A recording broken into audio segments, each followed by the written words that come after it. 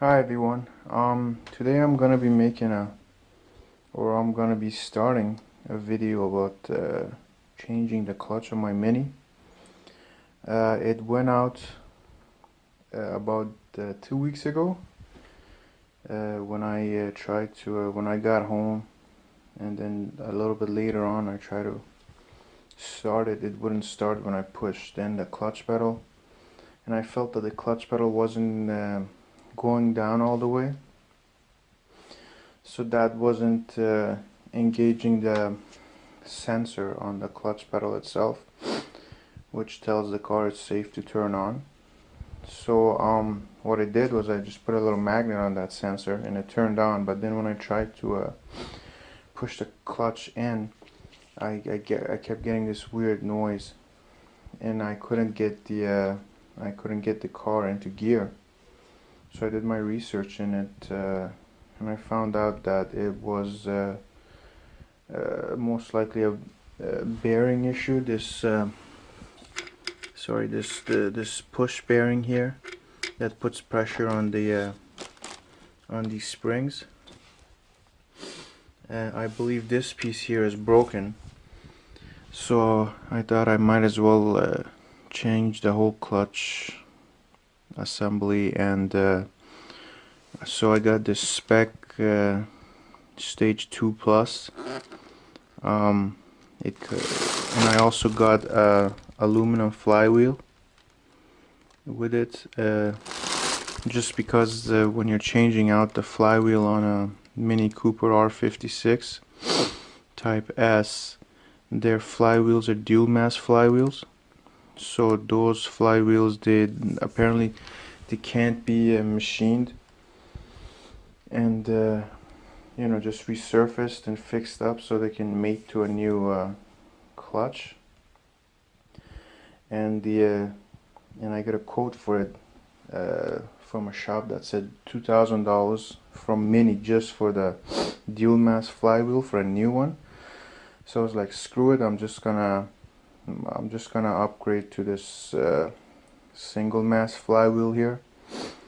And yeah, later on, when I need to change the clutch, I'll just get it resurfaced instead of having to buy a new one. So yeah, it's gonna be a pretty daunting task. There's a lot of steps to go through just to get to the transmission and get the clutch out. Okay, so I'm gonna stop the video part right here and just talk about a little about why I didn't go through with doing the clutch work myself. I was actually pretty excited at the start that I bought some tools and everything, and I figured out where I could rent or borrow other tools where I could get the what do you call it, the clutch out of the transmission and everything. But yeah, unfortunately, since it was around the November time in Canada, there was predictions that there was gonna be a lot of snowfall, and once I jacked up the car and went under it, it really hit me what a what a hard time I'm going to be having trying to get all the parts that I need to disconnected from the vehicle, especially the lower part of the vehicle. There's this I forgot what it's called, but it's like it's a big part that attaches to the chassis itself, which has the CV joints attached to it, and I believe maybe the transmission. I'm not 100% sure. So I went under the car, I looked at it for a few minutes, I weighed my options, looked at the weather reports, and there was gonna be no way I was gonna be able to do it by myself outside, especially with snowfall coming within like a few days. So because of that, I just decided to give my parts that I purchased to a mechanic nearby, and he charged me pretty reasonable price. It was about $2,000. No, sorry, not 2,000. It was about $1,500, and there was some other things that went on too, like I had to do a safety check for the vehicle because I was transferring ownership, which in Ontario required to do a safety check every time you transfer ownership, even within your immediate family. And yeah, and there was some extra bits and pieces here that needed to get fixed. So overall, I'm happy with the work that the mechanic did. So not too bad. I really would have liked to do the work myself. It would have definitely saved me $1,500 just to pay the mechanic.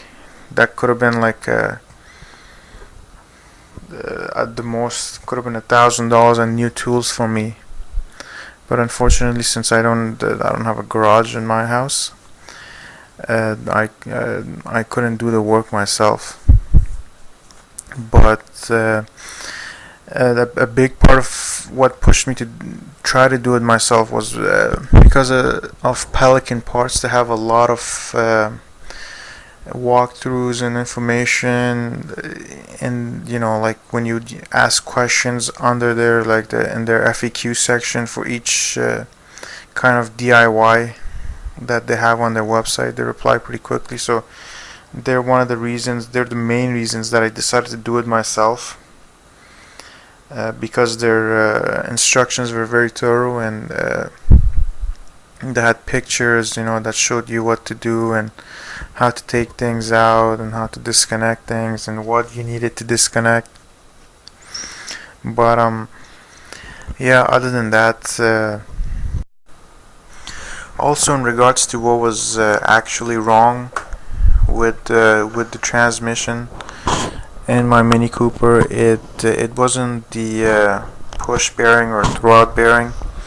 It was actually the clutch fork, which puts pressure on that bearing, which then puts pressure on this clutch spring to disengage the clutch. That fork itself was bent and a bit broken, so it wasn't fully able to put pressure on the bearing in order to push in the springs and disconnect the clutch. Other than that, the clutch, it was okay, but it had about 100 and I believe 17,000 kilometers on it. So there was no point to just change out the $120 clutch fork and leave the rest of the stuff in there, because there was gonna be a time, maybe within a year, maximum 2 years, where I had to probably pay another $1,200 or even just do it myself and take the whole transmission out and pull out the clutch. So I just decided to put in the new clutch and the new flywheel, and just have some trouble-free operations for years to come, hopefully. But yeah, that's what was wrong with the clutch not engaging properly.